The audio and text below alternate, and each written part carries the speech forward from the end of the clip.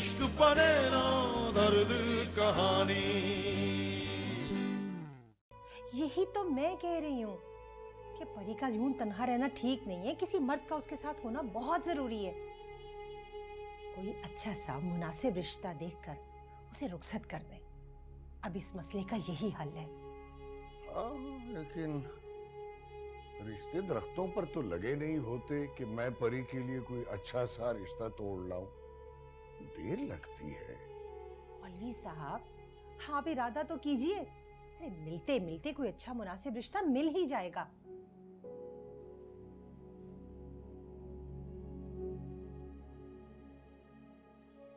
मैं आज ही सुगरा से बात करती हूँ।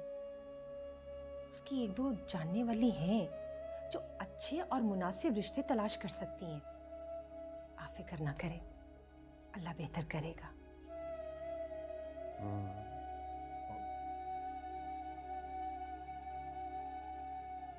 देख रहे हैं आप अब्बा, आपकी जान से प्यारी बेटी जिसे आपने सदा अपनी पलकों पर बिठाया, जिसके माथे पर कभी एक शिकन भी नहीं आने दिया आपने, आज आपकी वही लाडली परी लोगों पर बोझ बन गई है।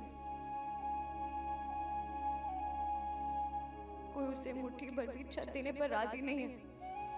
आप क्यों चले गए अब्बा? अपनी परी को तन्हा छोड़ दिया आपने। मुझे भी अपने पास बुला ले, मैं आपके बिना जिंदा नहीं रह सकती। आपके बिना तन्हा अकेले जिंदगी का बोझ उठाना बहुत मुश्किल है मेरे लिए अब्बा। मैं जिंदा नहीं रहना चाहती, मुझे भी अपने पास बुला ले अब्बा।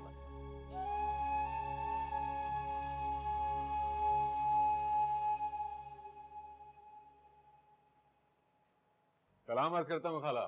वालेकुम अस्सलाम। जीते रहो बेटा। मैं तो समझी थी आज रात तुम लोग अपने घर पे गुजारोगे। इतनी भी क्या जल्दी थी, कल आ जाते। मैं तो कह रहा था खाला कि रुक जाओ, पर इससे अपनी सहेली बहुत याद आ रही थी, कहने लगी मुझे घर ले जाए। बेटा इसका तो दिमाग खराब है, इसकी बातों पे मत आया करो। शादी के बाद लड़की अपने घर में ही अच्छी लगती है।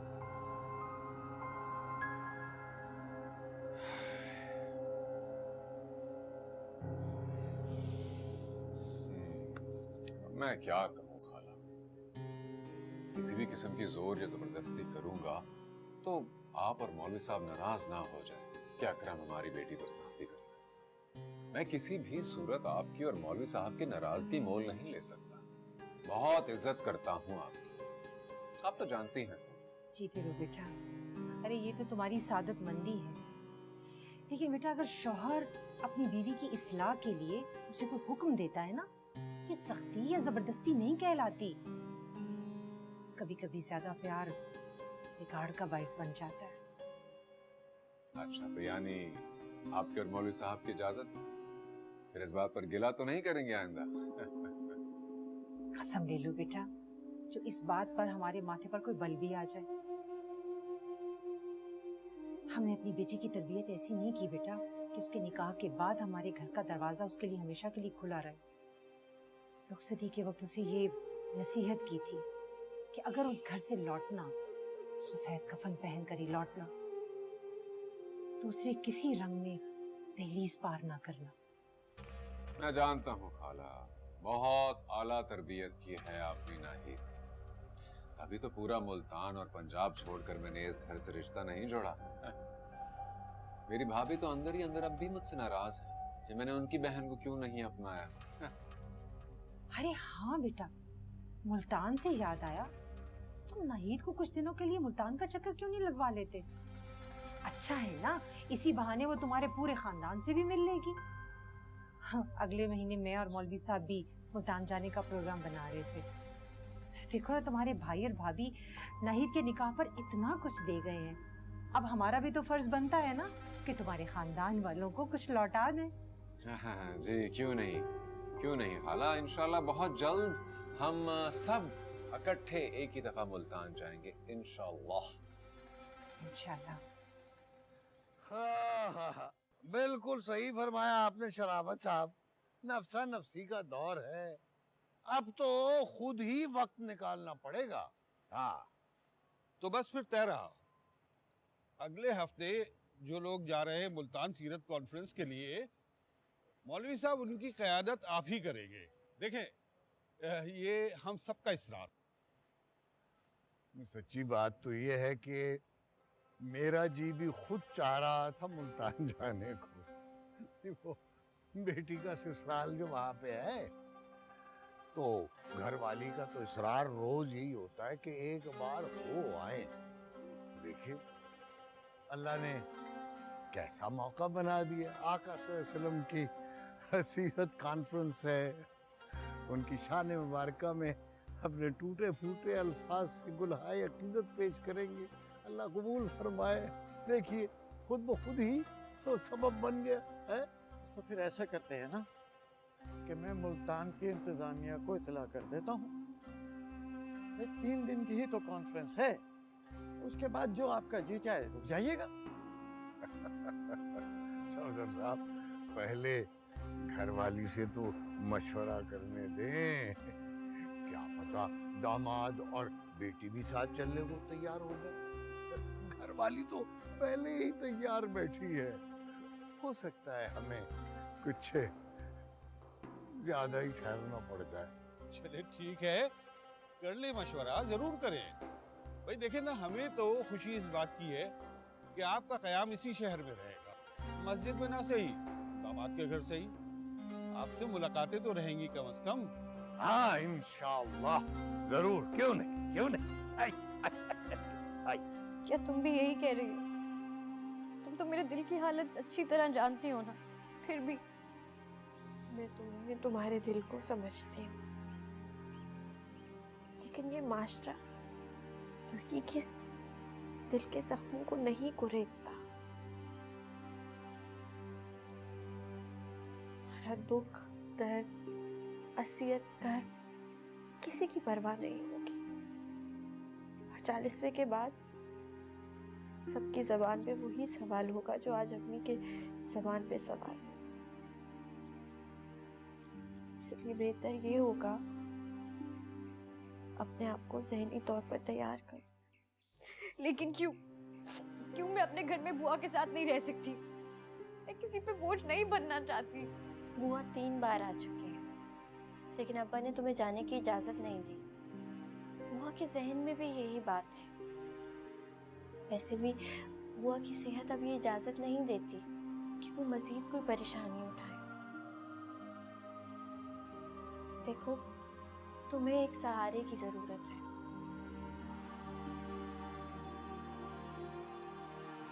मैं किससे गिला करूं?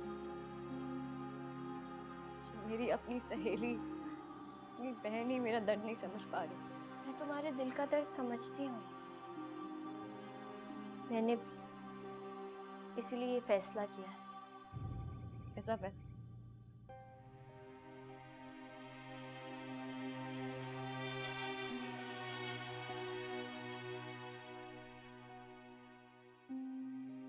मैं किसी भी तरह कल तैमूर के पुराने ऑफिस जाऊंगी।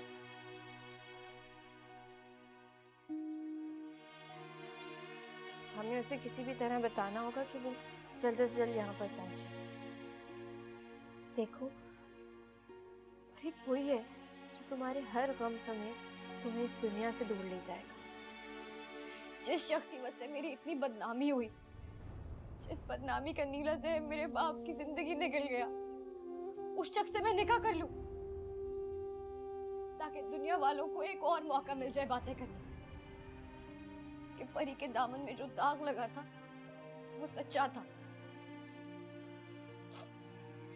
मैं तुम्हें ऐसा कुछ भी करने की हरगिज़ इजाजत नहीं दे रही। देखो, इस दुनिया की तुम छोड़ दो।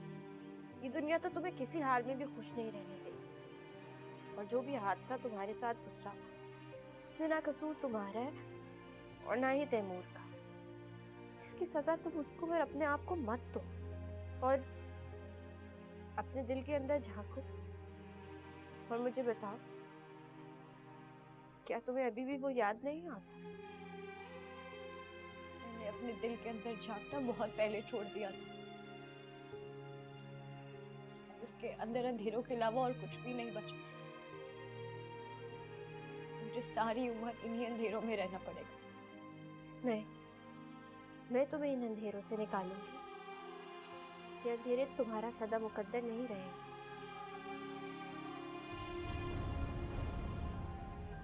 इसके लिए फिर चाहे मुझे किसी भी हद से गुजरना पड़े।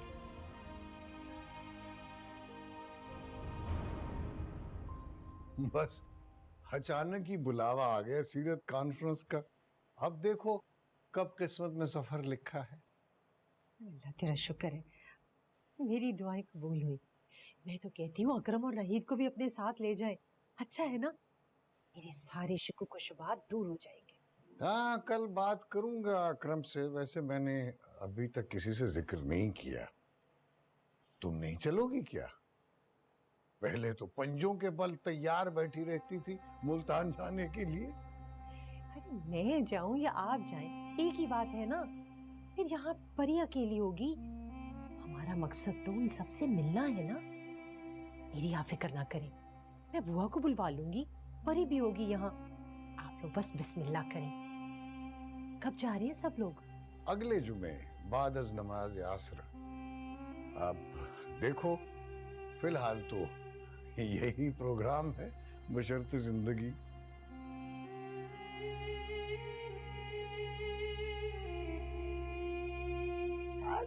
मेरी एक बात समझ में नहीं आ रही।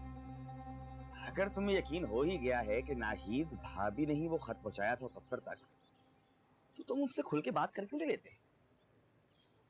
खामखा इस मामले को इतना लंबा क्यों लटकाना है?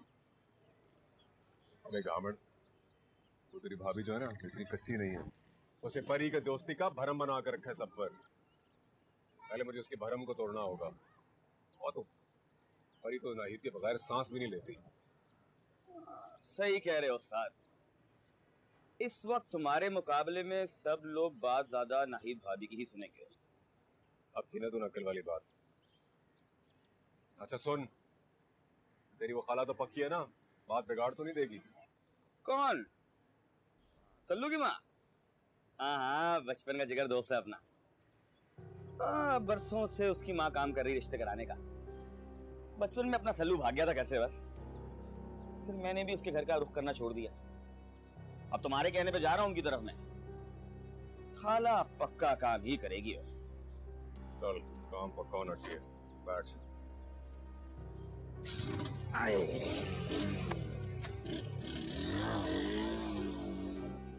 पक्का ना? यही मकान है? क्या बात कर रहे हो उस्ताद? इन्हीं गलियों में तो खेल कर बड़ा हुआ हूँ। बस दुआ करो खाला ने मकान बेच ना दिया हो। दुआ तो ये भी करनी चाहिए कि खाला जिंदा हो। चल खटखटा। खाला दूध पत्ती है खाला। अरे नाहिद बेटिया, अब आ भी जाओ। अरे कब से राह देख रही हूँ। कब से तो मैं तुम्हारी राह देख रही हूँ, आती शोर मचा दिया तुमने। अच्छा चलो अच्छा, अभी। चलो चलो। अरे ये तुम दोनों कहाँ चल पड़ी सवेरे? वो बाजार जा रही हूँ, अपने लिए कुछ सामान लेना था और फिर बुआ को परी के लिए लेना था कुछ। यूं अचानक? ये रात तक तो कोई इरादा नहीं था तुम्हारा। अरे इरादा बनने में कोई वक्त लगता है क्या? बन गया इरादा। अरे मुझे भी परी का कुछ जरूरी सामान लेना है, तो नाहिद ने कहा, मैंने कहा चलो बिटिया मैं साथ चलूं। बुआ चलो ना, देर हो जाएगी, दोपहर तक आते हैं। चलो।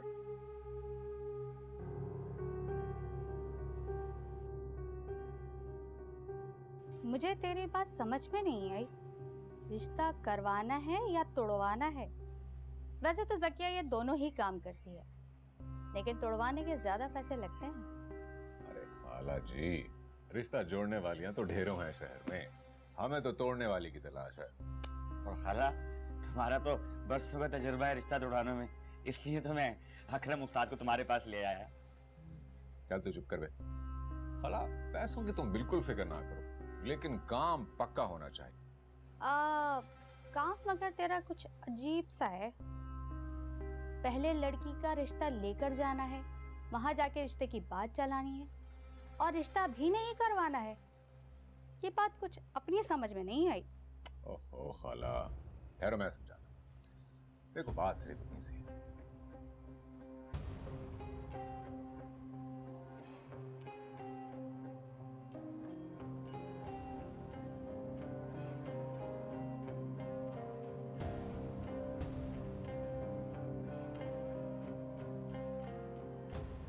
अरे हाँ हाँ, मैं तो समझ गई थी कि जरूर कोई अहम बात होगी, लेकिन हम जा कहाँ रहे हैं? हम पहले तैमूर साहब के ऑफिस जा रहे हैं। क्या तैमूर? अरे वही अफसर? हाँ जी बोलिए। आप लोग चाहते हैं ना कि परी ब्याह जाए, अपने घर की हो जाए, तो फिर यही ठीक है। अरे हाँ हाँ, मगर इसका ये मतलब भी तो नहीं कि मैं अपनी बच्ची का हाथ उसी के हाथ में थमा दूं जिसकी वजह से इस घराने पर इतनी मुश्किलात आन पड़ी। ओहो, वो एक हादसा था, आप लोग भूल क्यों नहीं जाते हैं? और वही है तैमूर जो परी को अपने हाथों का छाला बना कर रखे, वही उसके लिए बेहतर है। आप लोगों को इस बात को समझ जाना चाहिए। और अम्मा का बस चले ना, तो वो किसी भी ऐरे गहरे के साथ परी को ब्याह कर अपने फर्ज से सुबुकदोश हो जाए। मगर मेरा दिल नहीं। ओहो, अपने दिल की नहीं, दिमाग की सुन। परी के दामन में जो दाग लगा हुआ है, अगर उसकी कहीं और शादी हो भी जाती है, वो दाग तो वहीं का वहीं रहेगा ना। अगर तैमूर से शादी होती है तो वो दाग मिट जाएगा, उसका पीछा नहीं करेगा। इस बात को समझिए। मैं कहती तो तुम ठीक हो, लेकिन परी कभी नहीं मानेगी। उसको अपनी जिंदगी का वास्ता देकर मनाऊंगी। वो नहीं जानती कि ये दुनिया कितनी चालें चलती है, और यहाँ पर भेड़िए बैठे हैं जो निकल जाना चाहते हैं उससे। हाँ ठीक ही कहती हूँ। अल्लाह मेरी बच्ची की हिफाजत करे, उसके नसीब अच्छे करे, आमीन। बस दुआ करें कि तैमूर साहब वापस आ गए।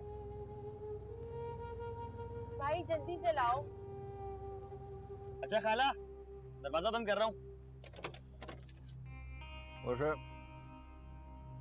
पक्की लग रही है तेरी खाला, दुआ कर काम कर ले अपना। तुम फिक्र ही ना करो उस्ताद, ये तो उसके बाएं हाथ का खेल है। बड़े बड़े घर तोड़े हैं उसने, और परी भाभी का तो अभी घर बसा भी नहीं है। तुम बस देखते जाओ खाला करती क्या है। खाला जकिया का जादू। चल। सर, 2 औरतें आई हैं आपसे मिलने। औरतें? यार कितनी बार बोला है कि ये सीट मांगने वालों को सीधा रिजर्वेशन भेज दिया करो, मेरे पास इतना वक्त नहीं होता। सर मैंने बोला था, वो बोल रही हैं कि आपसे ही काम है। अच्छा, बिठाओ उन्हें, मैं आता हूँ।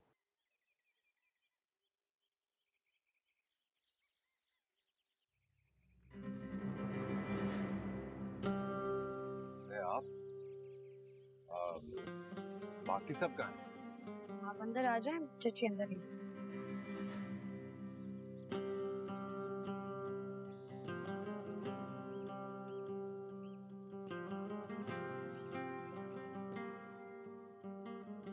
बाजार गई है बुआ के साथ। सुबह सुबह ऐसी क्या इमरजेंसी हो गई थी खाला? कुछ चाहिए था तो मुझे बता दिया होता, मैं ला देता। मैंने भी यही कहा था बेटा, मगर उस बुआ को तो जानते हो ना। अरे लपक छपक आई और खड़े खड़े हथेली पर सरसों जमाने की तैयारी करने लगी। बिना कुछ बताए दोनों निकल गईं। कह रही थी कि अपने लिए और परी के लिए कुछ जरूरी चीजें लेनी थी। जो भी था खाला, मुझे बता दिया होता, मैं ले आता। बहरहाल आज चाय नहीं पूछेंगी खाला? क्यों नहीं बेटा, मैं बना कर लाती हूँ। नहीं नहीं चची, आप बैठे अकरम भाई के साथ, मैं चाय ले आती। अब वो मैं कह रहा था, चीनी जरा कम रखिएगा।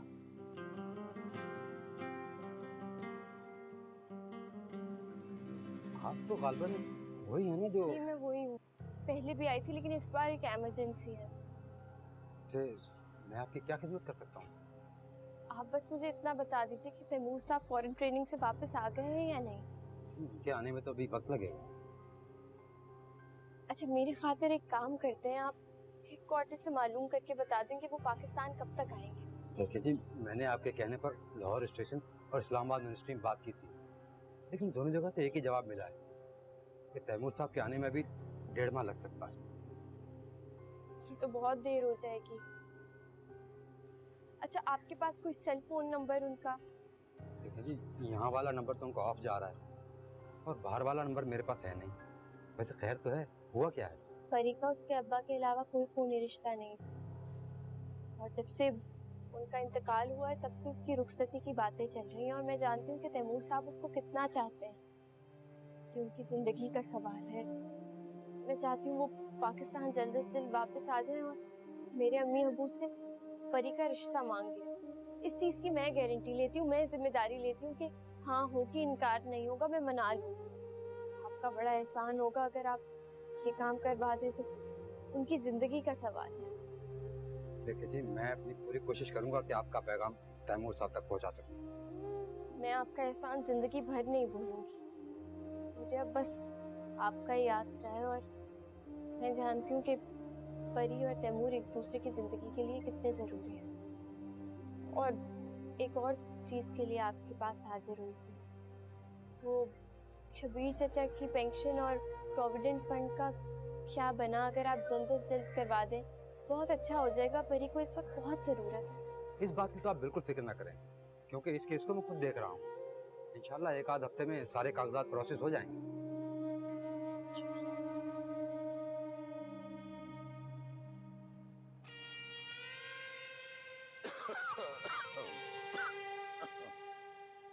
अस्सलाम वालेकुम। वालेकुम अस्सलाम। वालेकुम। भाई मैं अभी तुम्हारे यहाँ आने का सोच ही रहा था। अच्छा वो तुम यही मिल गए। बैठो बैठो बैठो। हाँ, खैरियत तो थी। ओह, मैं बताना भूल गई। अगले जुमे मौलवी साहब सीरत कॉन्फ्रेंस के लिए जा रहे हैं मुल्तान।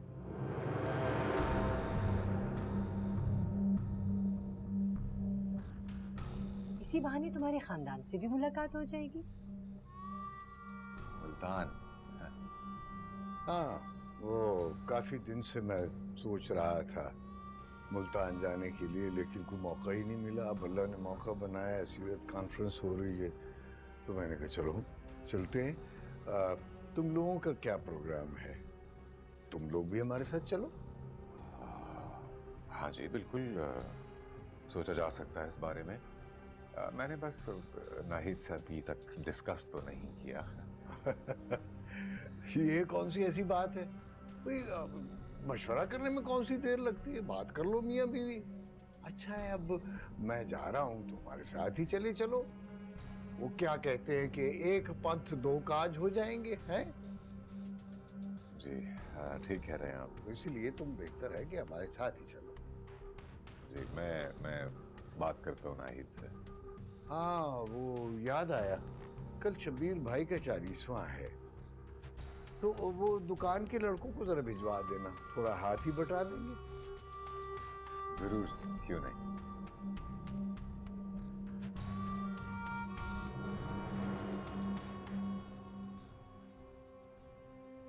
क्यों खफाओगे थे आप मुझसे? क्यों अपनी परी से नाता तोड़ दिया था? मैं आपसे बहुत नाराज हूँ। अपने आप से खफा तो मैं अपनी परी से कब खफा हो सकता हूँ मैं?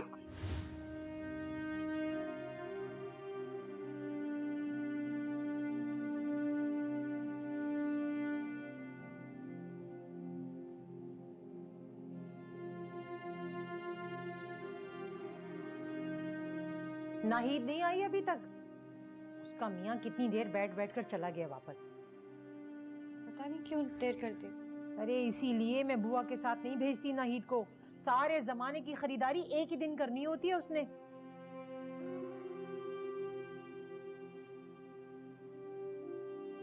वैसे बेटा एक बात कहूं, अगर बुरा ना मानो तो? मैं आपकी किसी बात का बुरा क्यों मानूं?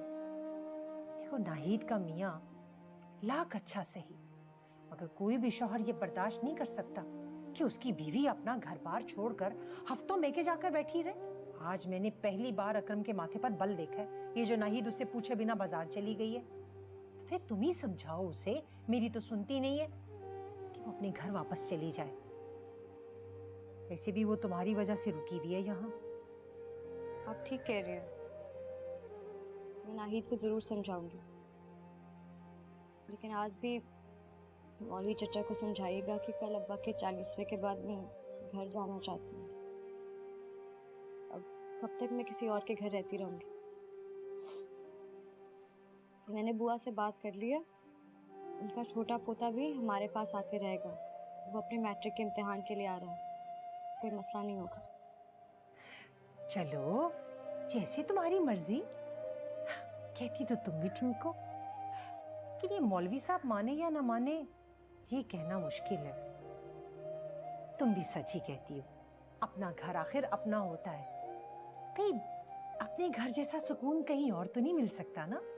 आई मैंने कहा मौलवियानी जी कहाँ हो, एक ग्लास शिकंजबीन का शरबत ही पिला दो। लो आ गई, अब ये सारी दोपहर सर खाएंगी। लेकिन तुमने नाहिद से बात जरूर करनी है, समझ गई ना मेरी बात?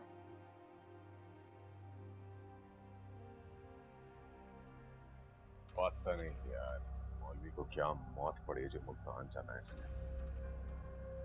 कुछ इस बुढ़िया ने तंग कर रखा है, इस बेटी की ससुराल की फिक्र ने मार डाला। आगे का सोचा है? जब तक मेरी परी से शादी की बात सब पर खुल नहीं जाती, मुझे अपनी शनाख्त छिपाए रखना जरूरी है। दोस्तों को तिकड़ो।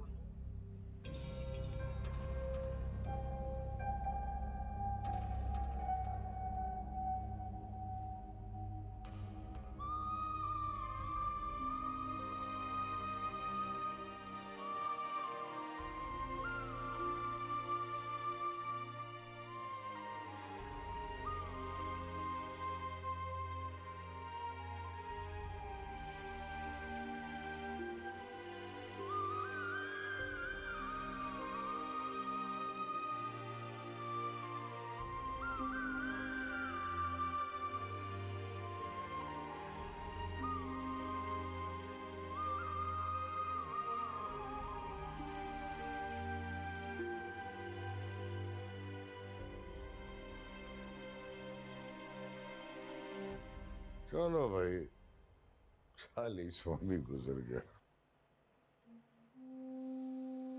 वक्त कैसे पर लगा के उड़ जाता है। अभी कल ही की बात है, मनो मिट्टी के नीचे शब्बीर भाई को दफनाया था। ठीक कहते हैं आप, वक्त भला कभी किसी के लिए रुका है? परी और नाहिद नजर नहीं आ रही। अपने कमरे में है। आप अकरम से कहिए नाहिद को भी साथ लेकर जाए, बहुत रह ली घर से बाहर, अब जाए जाकर अपनी घर गृहस्थी संभाले। हाँ कह दूंगा। ऐसा सच्ची बात है कि अकरम और उसके लड़कों ने सारा काम संभाल लिया था, वरना मेरे बस की बात नहीं थी। सफदर भाई भी अब बीमार रहने लगे हैं। चलो अच्छा है, मैं आपके लिए चाय बना कर लाऊं, थकन दूर हो जाएगी। हाँ ले आओ। लाती हूँ। ये 40 दिन 40 सदियों की तरह गुजरे हैं मुझ पर। सोचती हूँ आगे की जिंदगी कैसे गुजरेगी उनके बगैर।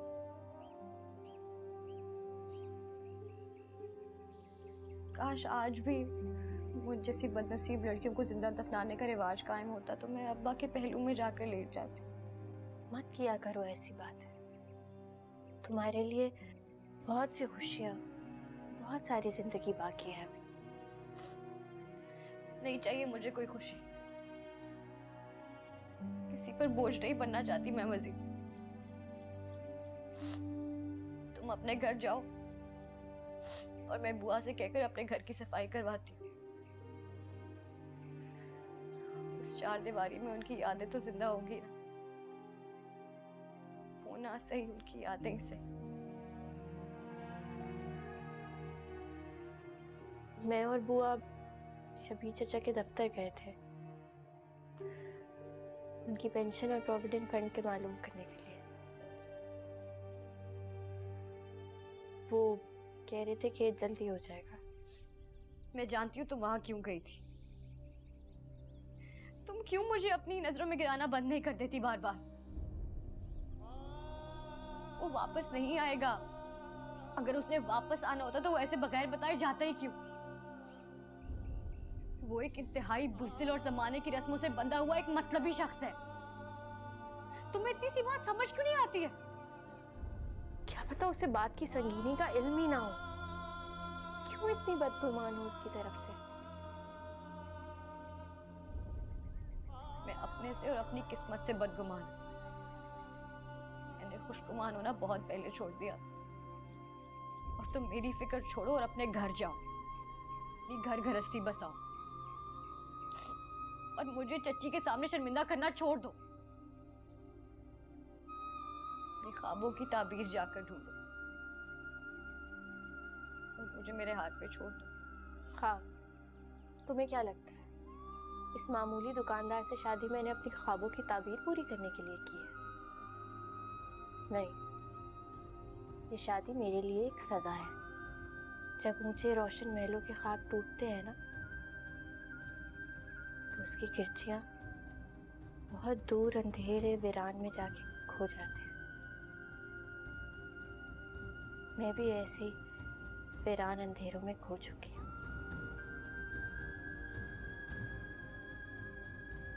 अब ये अंधेरा ही मेरा नसीब है।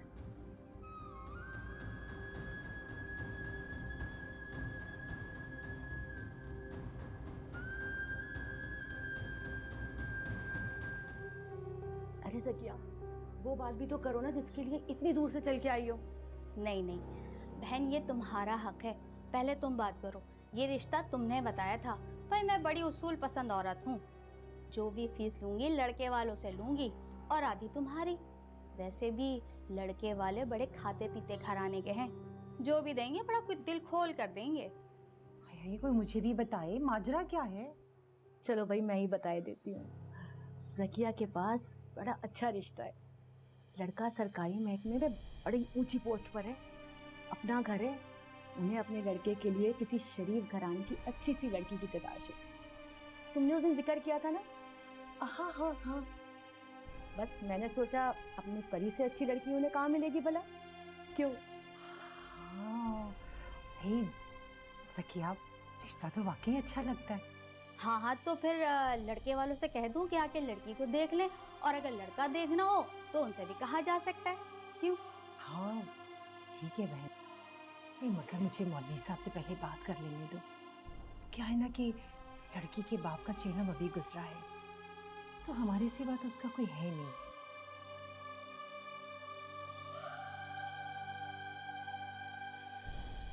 प्लीज चुप हो जाओ, आज नहीं तो कल ये होना ही था।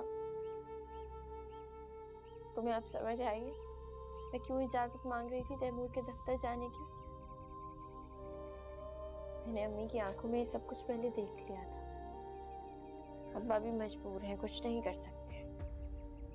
वो दोनों बेचारे तुम्हारी जिंदगी के मसलों का हल तुम्हारे आने वाले रिश्ते में देख रहे हैं। ये तो अब रोज रोज का है। तुम किस किस बात पर रोगी? लेकिन मुझे नहीं जोड़ना किसी के साथ रिश्ता। क्यों मुझे जबरदस्ती किसी के पल्ले बांधना चाहते हो? क्यों हमारे माशरे में एक तन्हा लड़की की जिम्मेदारी को बोझ समझा जाता है? क्या एक मर्द का साथ इतना जरूरी है कि उसके अलावा औरत का हर रिश्ता, हर तारुफ अधूरा समझा जाता है? शायद ऐसे ही है। औरत की अपनी छत होने के बावजूद भी वो बिना मर्द के बेसाहिबा ही समझी जाती है, और शायद कोई औरत के दिल का हाल जानना भी नहीं चाहता है। खैर, तुम रोना बंद करो, वरना मैं भी रोना शुरू कर दूंगी अब।